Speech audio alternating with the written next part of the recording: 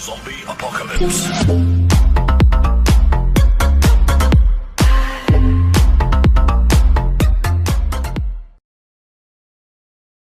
Veracruz me llena de orgullo. Veracruz, Gobierno del Estado.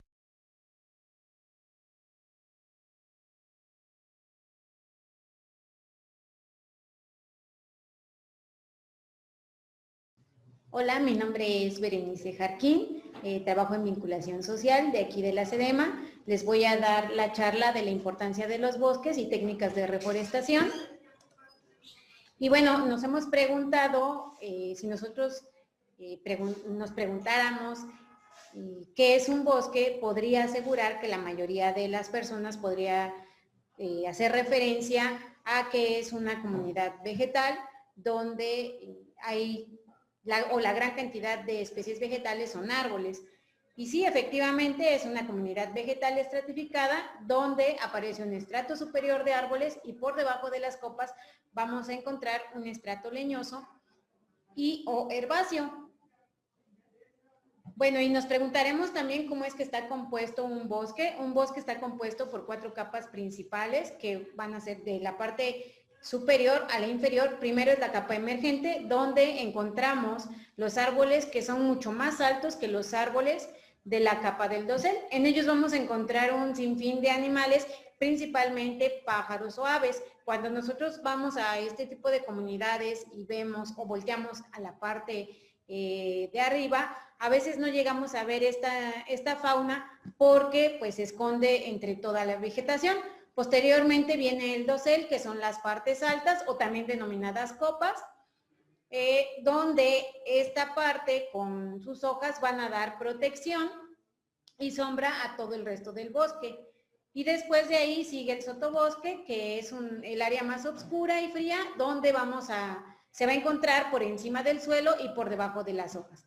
Las plantas que se encuentran en esta área se incluyen en la mayoría muchos arbustos o árboles pequeños o jóvenes, también denominadas plántulas. Y ya en la parte inferior vamos a encontrar lo que es denominado como el suelo forestal, donde los animales más grandes van a vivir en esta zona.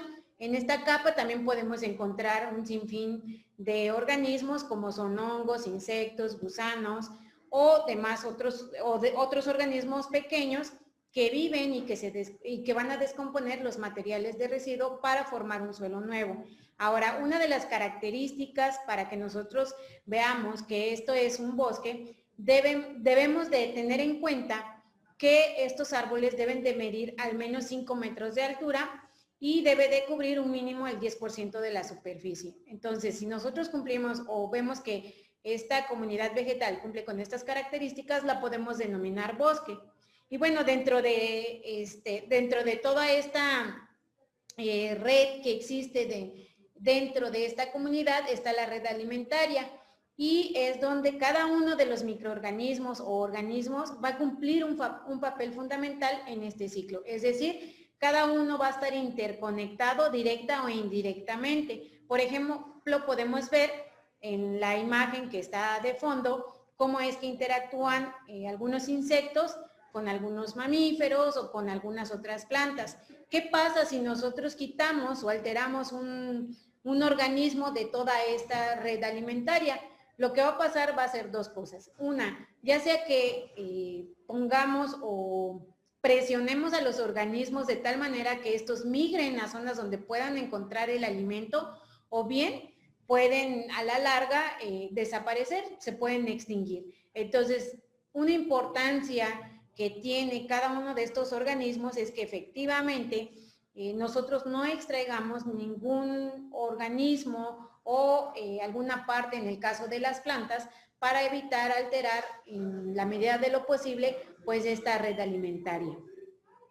Y bueno, nosotros nos hemos preguntado, o en sinfín de documentales hemos escuchado que México es un país megadiverso, y precisamente es megadiverso debido a que a lo largo del territorio mexicano podemos encontrar casi todos los tipos de vegetación que existen en el mundo.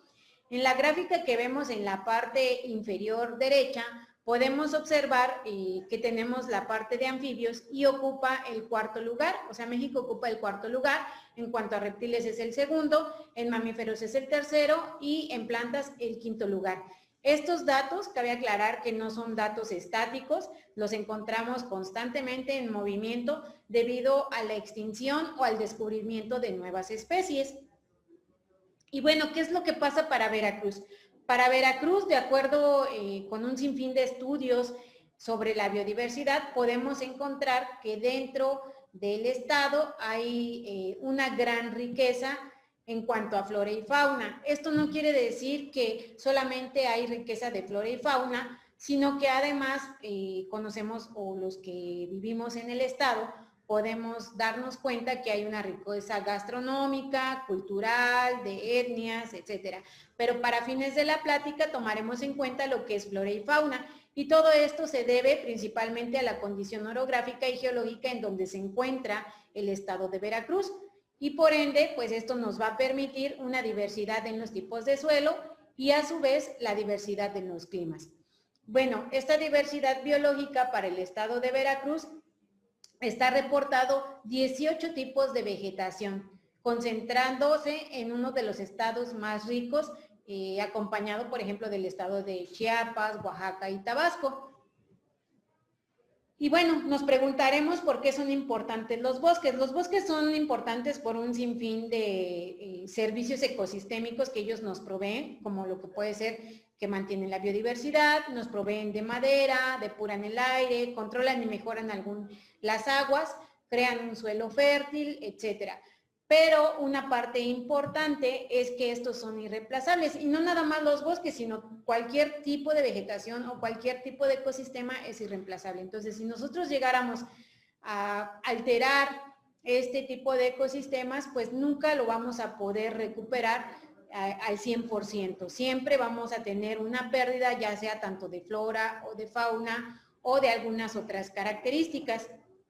Y bueno, también nos preguntaremos ¿por qué más son importantes los bosques? Los bosques también son importantes porque de ellos podemos obtener algunos alimentos, tanto para las personas que vivimos cerca de ellos como las personas que viven dentro de ellos.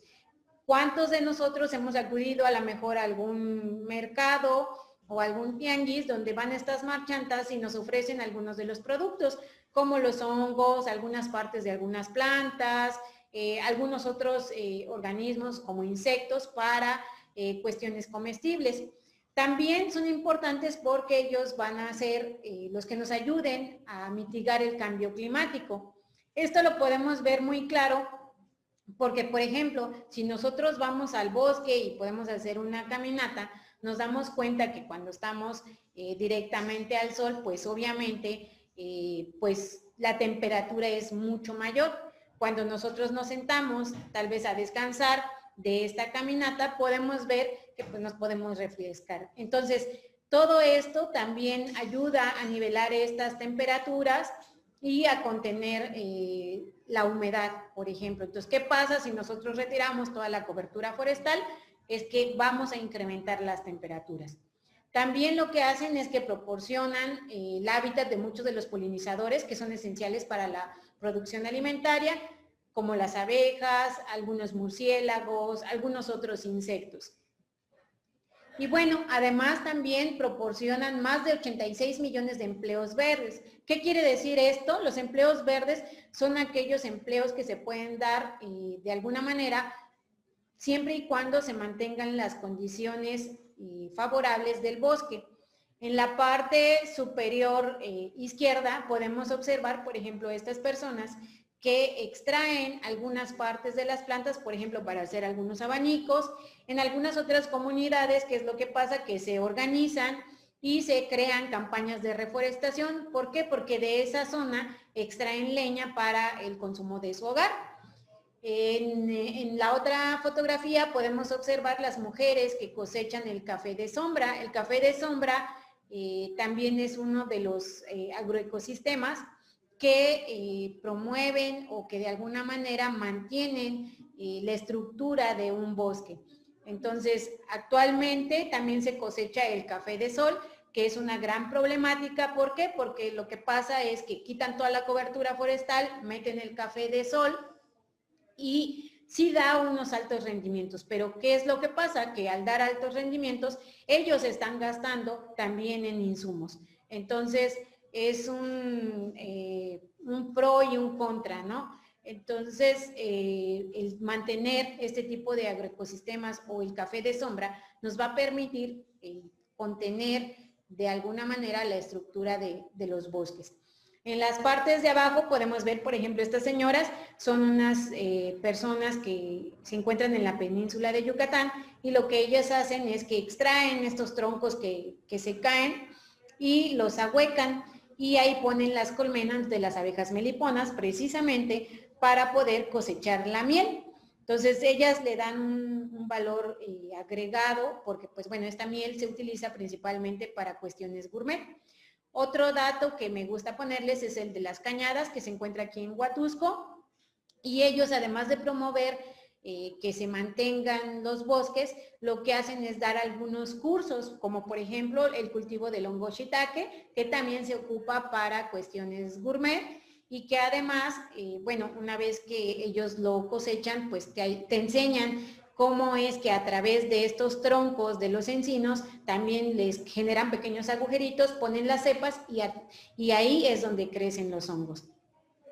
Algunos otros servicios es que, como yo les mencionaba, efectivamente, si no hubiera polinizadores o los cultivos que se crean o que se ponen cercanos a estas zonas boscosas, no habría el alimento para los polinizadores, entonces no podríamos tener las cosechas que tienen estas personas cerca de los bosques. ¿Por qué? Porque no habría los polinizadores como las abejas o como algunos insectos o algunos murciélagos de los cuales dependen para que se den las cosechas.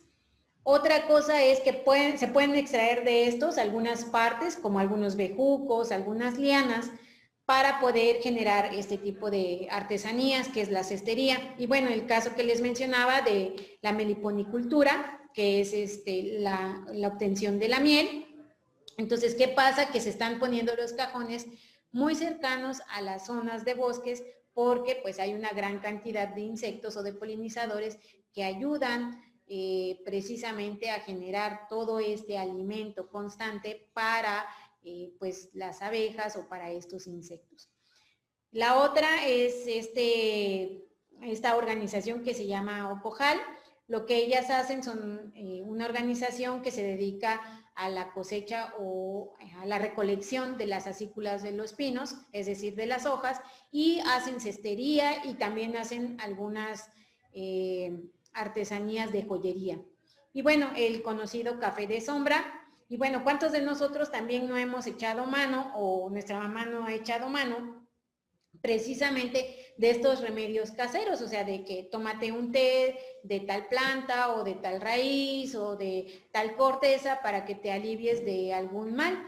Entonces también es una importancia cultural que se genera a través de todos estos servicios que nos provee el bosque. Y bueno, ahorita vamos a ver un video que se llama Bosques y Cambio Climático y posteriormente continuamos con la charla.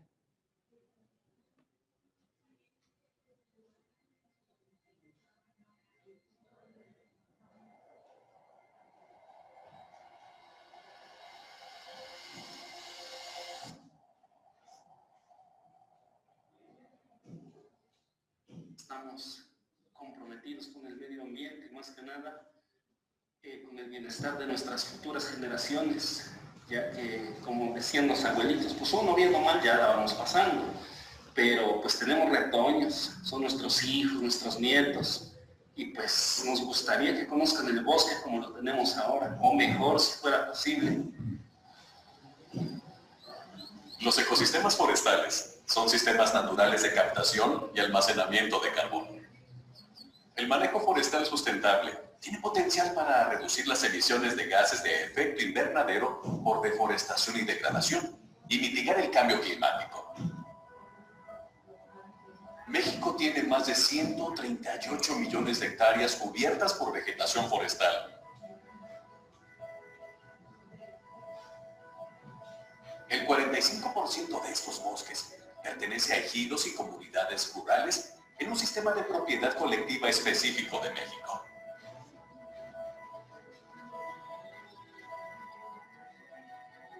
Desde su creación en 2001, la Comisión Nacional Forestal, CONAFOR, apoya a esas comunidades y a las personas propietarias en la conservación, protección, restauración y manejo sustentable de los ecosistemas forestales para mantener la provisión de servicios ambientales que son considerados un bien público para el desarrollo del país. Así nació el Programa Nacional Forestal, CONAFOR. Este programa apoya a las personas dueñas o poseedoras de bosques, selvas, manglares y zonas áridas para cuidar, mejorar y aprovechar sustentablemente sus recursos forestales. Los bosques son un elemento clave en la generación de empleos estables y son un factor de desarrollo para las comunidades forestales.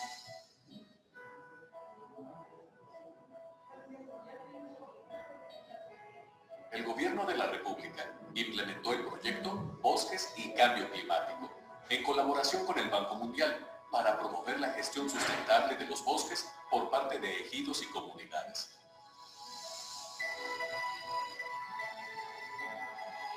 Con 392 millones de dólares invertidos en México, de los cuales 42 millones provienen de los fondos de inversión en el clima, este proyecto representa la operación forestal más grande del Banco Mundial a nivel global. Inició el 20 de noviembre de 2012 con el objetivo de apoyar a las comunidades rurales de México para que puedan gestionar sus bosques de manera sostenible, desarrollar la organización social y generar ingresos adicionales a partir de productos y servicios forestales, incluida la reducción de las emisiones debidas a la deforestación y la degradación forestal. Red Más.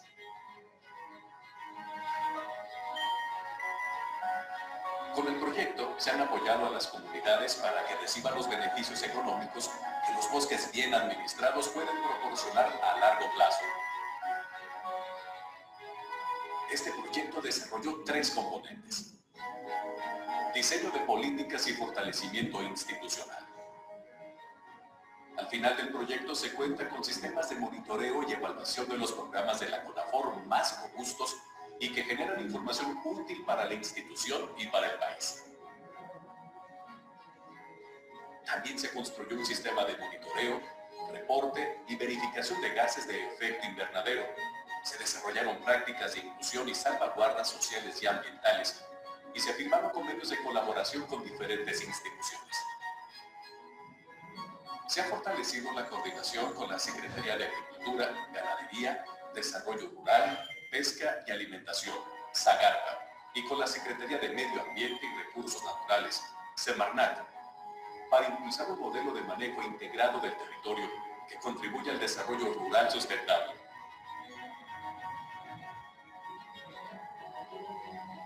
La calidad de asistencia técnica ha mejorado al contar con asesores técnicos certificados.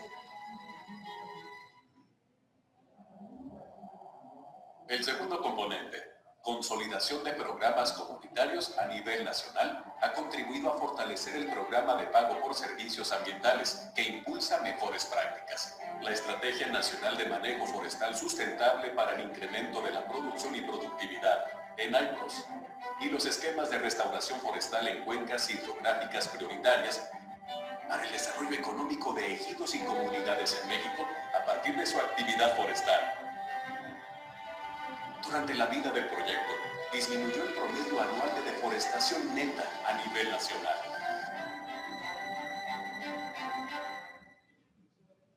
Todo aprovechamiento de cultivo de cualquier comunero pues, se hace mediante un permiso y mediante áreas designadas para eso, ¿no?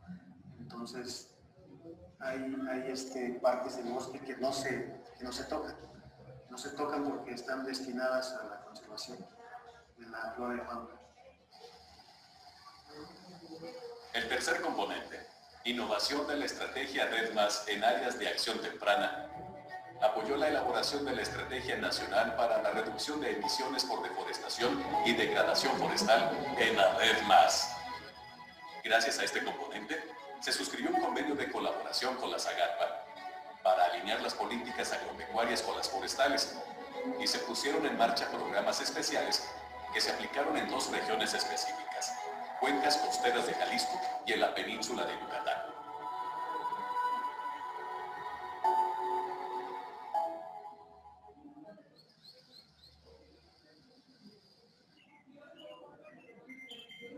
El proyecto Bosques y Cambio Climático ha contribuido a mejorar el manejo forestal sustentable,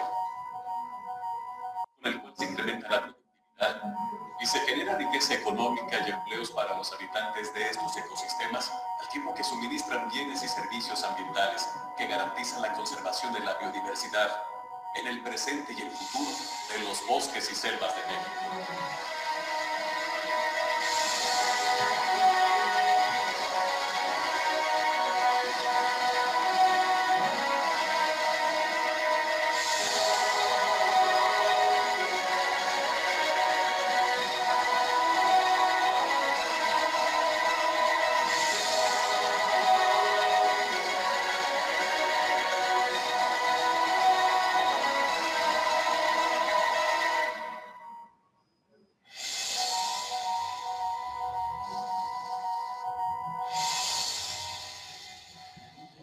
Bueno, y por ejemplo, para Veracruz, me gusta ponerles este caso de éxito, que es el de el ejido de la selva.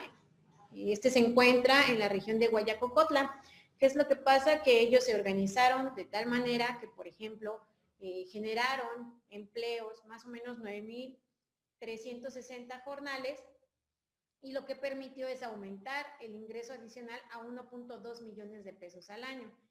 Este aserradero o el lugar donde hacen el tratamiento de estas maderas para poderlas vender de manera certificada, lo que les ha ayudado también es aumentar los precios de la madera en rollo, donde, por ejemplo, para el 2015 más o menos había aumentado a 1,600, cuando en el 2010 se estaba vendiendo en 1,250. Entonces, al certificar esta madera, ¿qué es lo que pasa? Que pues obviamente el valor de este producto va en aumento. Además, lo que ellos hacen es que promueven la conservación de algunas de las especies como el pájaro carpintero, el gorrión, entre muchas otras. Otra cosa importante es que no nada más involucran pues al personal capacitado o especializado para trabajar con esta maquinaria, sino que involucran a toda la sociedad. Por ejemplo, algunos de los pobladores de las localidades aledañas, además de que esto evita que pues estos migren a otros lugares por no tener una fuente de empleo. Entonces han participado mujeres, han participado jóvenes, y qué es lo que se puede llegar a hacer, precisamente armar un programa o un caso de éxito como es el del ejido de la selva.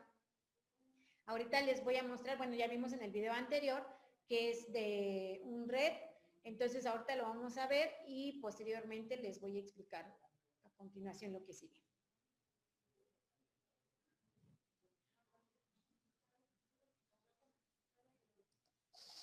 El aumento del dióxido de carbono en la atmósfera es uno de los principales causantes del cambio climático. Los bosques absorben y almacenan el carbono y contienen más carbono que el que se encuentra actualmente en toda la atmósfera. Sin embargo, la deforestación por el cambio de uso de suelo, explotación excesiva, el incremento de los incendios u otros factores liberan nuevamente el carbono hacia la atmósfera. La deforestación genera más dióxido de carbono que todo el transporte mundial. La Organización de las Naciones Unidas propone como parte de la solución el mecanismo RED, que significa reducción de emisiones por deforestación y degradación forestal, más la conservación, el aumento y manejo sostenible de los acervos de carbono en los bosques. RED+ busca desacelerar, frenar y revertir la pérdida de nuestros bosques y garantizar la conservación de la biodiversidad y el bienestar de las comunidades que viven en ellos. Bueno, esta es la parte de RED+, pero ¿qué es lo que pasa para México?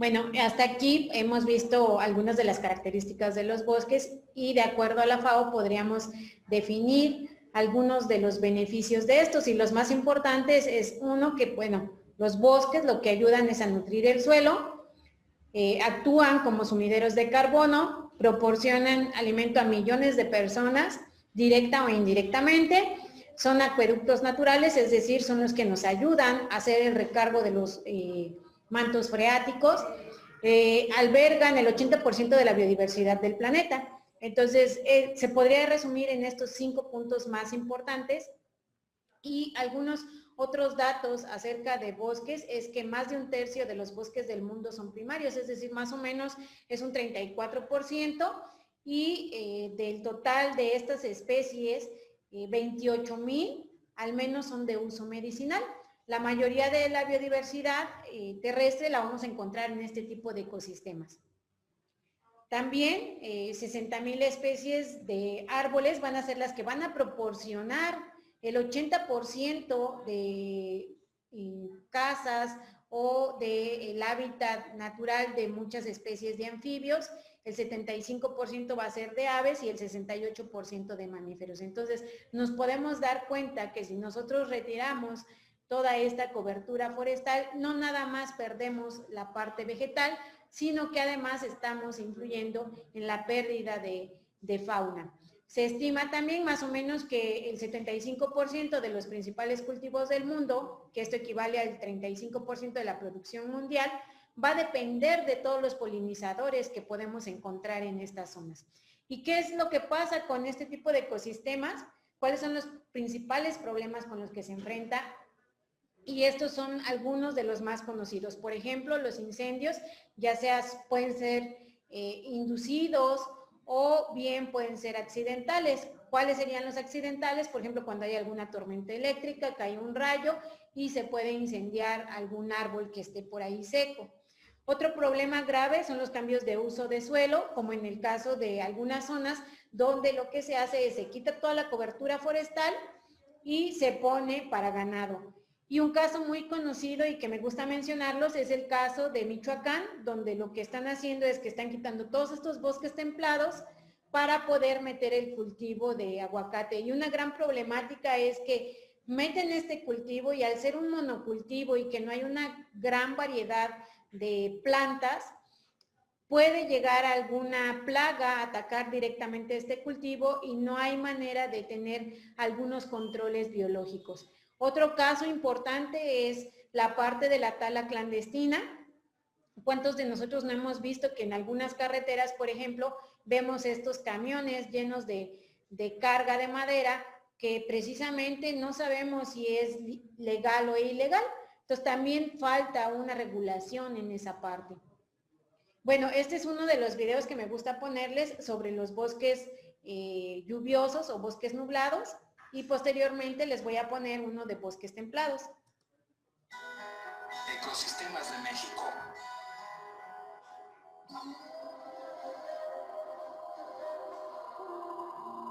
Nubes con aroma de café. Bosques nublados. Los bosques nublados, también conocidos como bosques mesófilos de montaña, son un ecosistema muy restringido en México. Ocupan menos del 1% del país y la mayor parte del año están inmersos en neblina o nubes bajas con lluvias abundantes. Aquí en las montañas viven una gran variedad de especies de árboles como pinos, encinos, liquidámbares, magnolias, caudillos y el árbol de las manitas, entre muchas otras. De los árboles se cuelgan una gran diversidad de atractivas bromelias y orquídeas. Los elegantes helechos arborescentes de gran altura también son abundantes. Se calcula que casi el 10% de las plantas del país viven en estos bosques y muchas de ellas son endémicas. Además, gran cantidad de insectos, ranas y salamandras, muchos reptiles y aves. Es el hogar de los míticos quetzal y pavón, y del poderoso jaguar y el pequeño tigrillo. A pesar de su distribución limitada, es un ecosistema prioritario debido a su gran diversidad de especies y a los servicios ambientales de los que nos beneficiamos. La gran cantidad de lluvia de estos ecosistemas beneficia a las zonas bajas. A pesar de su importancia, los bosques nublados han sido modificados en más de la mitad de su extensión. Estos ecosistemas prestan importantes servicios ambientales como la captura de agua y de carbono, la filtración de contaminantes del aire, suelo y agua, el mantenimiento de ciclos minerales y son importantes reguladores del clima. De los bosques nublados obtenemos productos como alimentos, medicinas, leña, maderas, fibras y remedios naturales. Y son los ambientes preferidos para sembrar el reconocido café de altura a la sombra de los árboles del dosel. Cuando disfrutes de un buen café, recuerda que es gracias a los bosques nublados.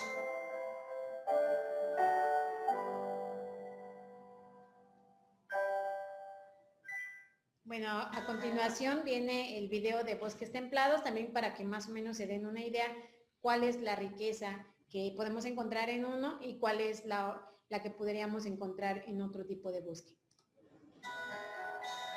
Ecosistemas de México.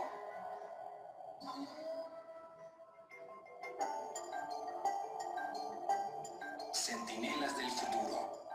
Bosques templados. Los bosques templados agrupan principalmente a los bosques de pinos, de oyamel y de encinos.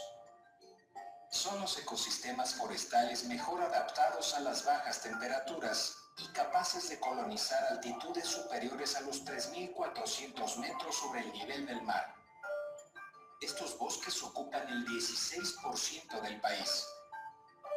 Los bosques templados de México poseen la mitad de los pinos del mundo y la tercera parte de los encinos. Se estima que en estos bosques viven cerca de 7.000 especies de plantas. Además, gran variedad de fauna como el gato montés, el venado cola blanca, la zorra gris, conejos, roedores, víboras de cascabel, pájaros carpinteros y también son hogar de la emblemática águila real. En el centro de México, los bosques de oyamel son el destino invernal de la extraordinaria migración de la mariposa monarca. También, los bosques templados fueron el hogar del carpintero imperial, el más grande del mundo, el oso grizzly y el lobo gris mexicano. Las tres especies desaparecieron el siglo pasado debido a la tala, la cacería y el envenenamiento. Los bosques templados son ecosistemas importantes, ya que poseen la mayor cobertura de árboles en México, lo que significa una importante producción de oxígeno, mayor retención de humedad, contrarrestan la erosión y los efectos del cambio climático. En México existen muchas comunidades que aprovechan sustentablemente la madera de los bosques templados. La compra de esta madera contribuye directamente a la conservación del bosque y a la economía de la comunidad. La principal amenaza de estos bosques es la tala ilegal, el sobrepastoreo, los incendios y la agricultura. Cuando compres muebles de madera, asegúrate que provengan de bosques certificados.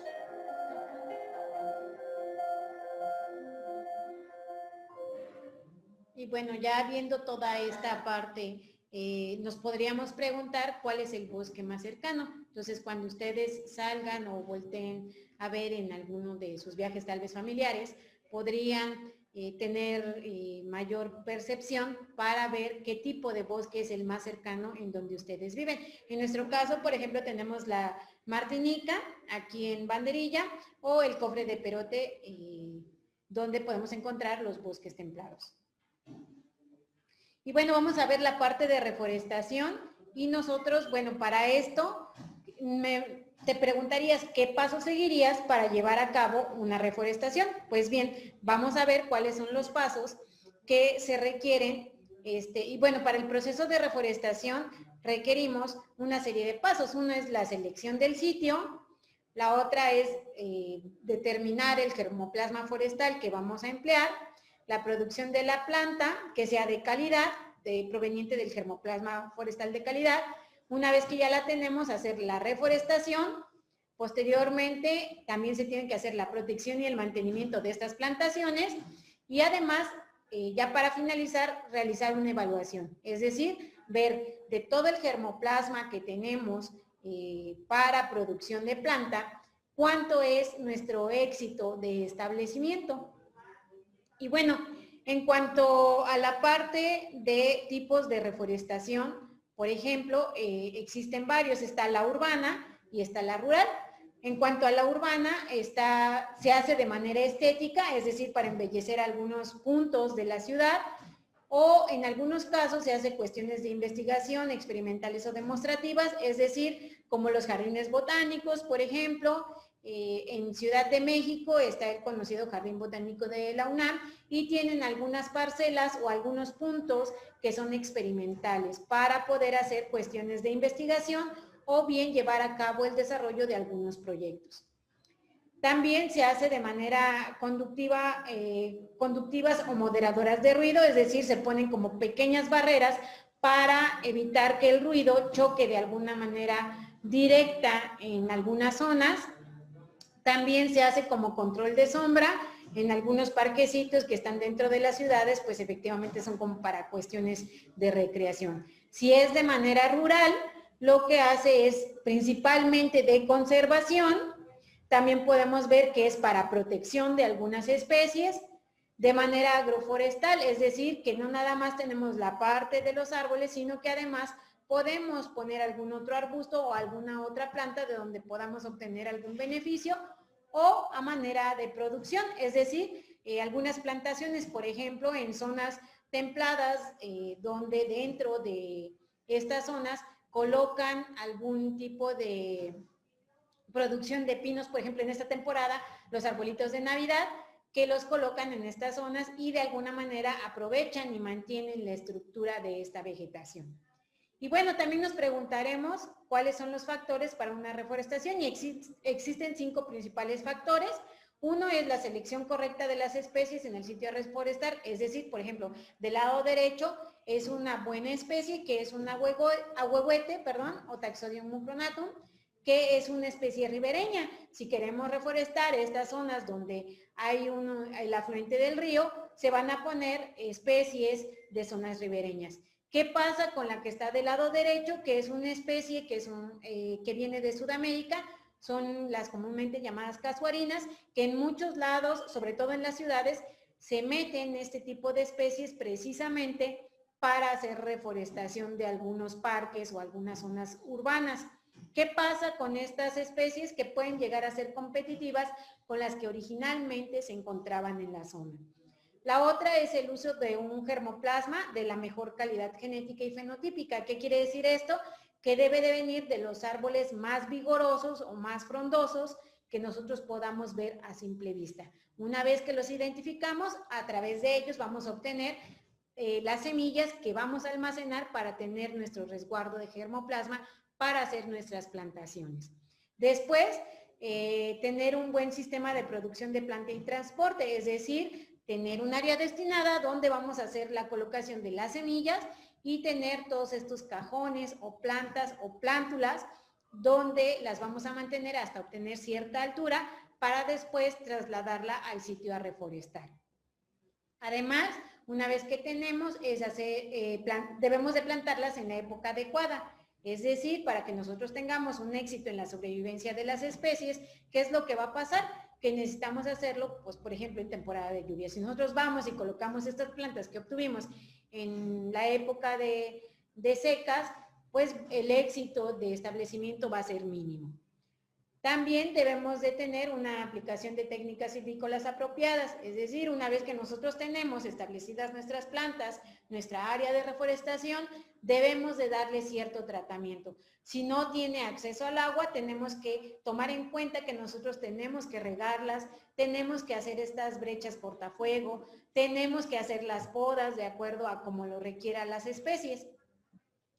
Y bueno, ¿qué es lo que pasa? Además, que también debemos de seleccionar el sitio de estudio donde vamos a llevar a cabo la reforestación y se puede hacer de 2 maneras. Una, mediante estas visitas o o caminatas donde puedes identificar y georreferenciar las zonas que tú vas a reforestar. Actualmente ya podemos echar mano de algunas tecnologías, como es el caso de los drones, y podemos obtener una vista panorámica donde es que podemos llevar a cabo la reforestación. También debemos de hacer la elección de las especies a reforestar, ya sea que sean para fines de restauración, es decir, seleccionar especies forestales nativas de la zona, o para fines de plantaciones comerciales, lo que les mencionaba, elegir especies, por ejemplo, que son de alta productividad y que nos vayan a dar una muy buena cosecha. Por ejemplo, es muy conocido los casos donde se hacen estas plantaciones, sobre todo en esta época, para los arbolitos de Navidad. También debemos de tomar en cuenta que se debe de hacer un cronograma de actividades donde debemos de plantar cuándo es que vamos a reforestarla, la zona en donde se va a reforestar, cuánto se va a hacer la producción de la planta, por ejemplo, la preparación del terreno, el transporte de la planta, etcétera. Entonces debemos de tomar en cuenta todos estos puntos y no dejando de lado precisamente el conocimiento regional y acompañado de esta asesoría técnica. Nosotros como personal especializado lo que se hace es este acompañamiento a las personas de la zona, pero no debemos de ser tajantes en decirles se va a reforestar con esto y únicamente se hace esto, sino que además tomar en cuenta sus saberes y sus necesidades. También debemos de tomar en cuenta que el germoplasma forestal debe de ser de muy buena calidad y de una procedencia conocida. ¿Qué pasa si nosotros podemos o ponemos algunas especies en una zona a reforestar donde, uno, no conocemos la procedencia de dónde vienen estas semillas y si estas son de buena calidad? Entonces, también debemos de tomar en cuenta la distribución de las especies que nosotros vamos a colocar en la zona, así como las fuentes semilleras, es decir, de qué árboles provienen estas semillas. También otra parte importante es el transporte de la planta. ¿Qué pasa? Una vez que ya tenemos establecida nuestro vivero, ya tenemos nuestra producción de planta, la queremos llevar al sitio donde vamos a hacer la reforestación y pues las llevamos todas apelmazadas, todas ahí golpeándose o que se están maltratando. ¿Qué pasa? Como el caso de esta camioneta donde se ponen los arbolitos y si las vas a trasladar una grande distancia y vas en carretera, el golpeteo del aire en las hojas directamente de los árboles, ¿qué es lo que pasa? Que afecta la parte fisiológica, o sea, estamos interrumpiendo las columnas de agua y por ende cuando ya lleguemos al sitio de estudio ya todas las plantas van a llegar marchitas. ¿Por qué? Porque ya les hicimos un daño, una obstrucción de aire dentro de toda esta columna de agua. Entonces, a manera de fisiología, eso es lo que pasa y por eso cuando llegamos a la zona de estudio o donde vamos a reforestar, pues las plantas prácticamente llegan muertas. Otra cosa que debemos de hacer es algunos trabajos previos de reforestación, como es determinar la accesibilidad al predio, es decir, si el predio es plano, si tiene pendiente, también lo debemos de tomar en cuenta. Se debe de hacer la limpieza previa del terreno, porque no vamos a llegar ya teniendo las plantas y decir, ah, bueno, pero es que hay que limpiar o hay que chapear. No, ya debe de estar de alguna manera listo para poder hacer estas plantaciones. Se debe de preparar el terreno, ya sea de manera manual o mecanizada. De manual es pues con pico y pala y ya existen algunas herramientas como estas máquinas que ya hacen estos huecos para poder hacer estas plantaciones o colocarle nuestros arbolitos, o bien se puede arar la zona donde vamos a colocar o remover esta tierra, ¿no? ¿Qué pasa? Que también debemos de tomar en cuenta el diseño de nuestra plantación, es decir, cuántas plántulas necesitamos, si necesitamos juveniles, adultos en etapa 1, adultos en etapa 2, de qué distancia es la que vamos a tener entre planta y planta, cuál es la densidad que esperamos tener, tomando en cuenta el crecimiento de las copas de los árboles, precisamente para que no influyan. También se debe de hacer los diseños de plantación, donde se hace de dos maneras. Una que es de manera, lo que se le llama como marco real, donde este diseño se recomienda utilizarlo en terrenos principalmente planos. Son reforestaciones con fines productivos, es decir, plantaciones forestales comerciales, Y también es recomendado porque es de fácil manejo, es decir, en cuanto a deshierves, riego y fertilización, pues es mucho más fácil. Aquí viene el ejemplo de cómo es que se puede hacer. Esta es la fórmula que se utiliza para poder delimitar la zona y la distancia que debe de haber entre uno y otro punto. Normalmente es una cuadrícula, si nosotros lo extrapolamos a una hoja, es una cuadrícula, o bien lo podemos hacer de manera rectangular. Esto va a depender de la cantidad de terreno que nosotros tengamos. El otro es el comúnmente denominado tres bolillo, que lo que se hace es utilizado para terrenos donde hay pendientes pronunciadas, y lo que pasa es que las plantas se colocan de forma triangulada, en triángulos equiláteros, es decir, de lados iguales, y la distancia entre planta y planta va a depender del espaciamiento que tenga la especie o el que demande una vez teniendo la etapa adulta. Las líneas de plantación deberán de seguir las curvas de nivel. Existen estos aparatos que son una especie de una A y se van haciendo como si fuera un compás, hacer estas marcaciones para poder hacer la distancia entre una y otra. Y lo que va a pasar es que con este tipo de plantación se va a minimizar el arrastre del suelo y a su vez vamos a aprovechar los escurrimientos. Por ejemplo, en las imágenes podemos ver cómo es que se quedan como los cuadritos, y todo esto debe ser planeado, como les mencionaba, de acuerdo a las curvas de nivel, y estas son las fórmulas que se emplean para poder hacerlo. Viene, por ejemplo, el error frecuente que puede haber cuando se hace el trazo del tres bolillo, y podemos ver que no hay la misma distancia de un lado que de otro y se generan estos triángulos isósceles. Entonces, esta tabla que ustedes ven del lado derecho es un ejemplo de que, por ejemplo, si tuviéramos la distancia o la distancia requerida entre planta y planta es más o menos, por ejemplo, de 3 metros, la distancia entre las hileras va a ser de 2.59 y la densidad que requerimos para poder hacer en una hectárea es de 1111 plantas. Entonces aquí viene a manera de ejemplo cómo es que se debe de hacer y cuál es el error que se comete al hacer esta parte. Y bueno, aquí nos preguntaremos, pues, ¿qué necesitamos para plantar un árbol o cómo es que debemos de hacerlo? Son 6 pasos fundamentales. Uno es hacer el hueco donde vamos a colocar nuestro árbol o nuestra planta dependiendo de las raíces, o sea, de la distancia de las raíces que tengan o qué tan largas son las raíces.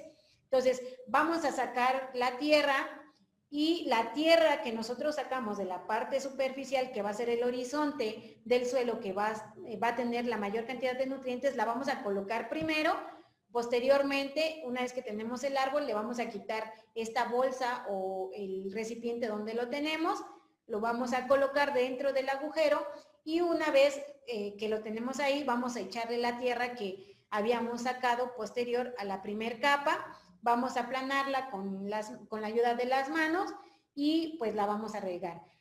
Un error muy grave que se comete al hacer una plantación de un árbol es que mucha gente le deja la bolsa, o sea, hace el hueco, deja la bolsa y ya. Eso no se debe de hacer, porque lo que estás haciendo es impedir que las raíces se extiendan lo más que se puede.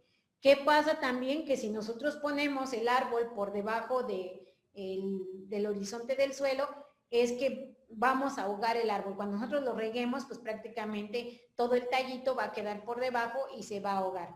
Si nosotros lo dejamos inclinado, también va a haber un problema, porque el árbol pues no va a crecer derecho, y si es para plantaciones de aprovechamiento económico, pues va a haber una pérdida porque no van a salir los tablones de alguna manera derechos.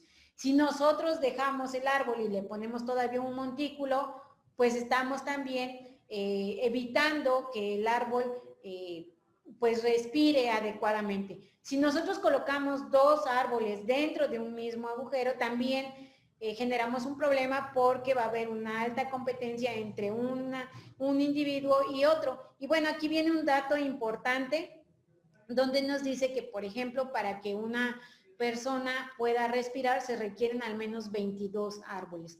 Ya para finalizar, me gustaría ponerles el siguiente video donde hace una recopilación de todos los tipos de vegetación o ecosistemas que encontramos en México y cómo es que hemos perdido a lo largo del tiempo pues estas coberturas vegetales.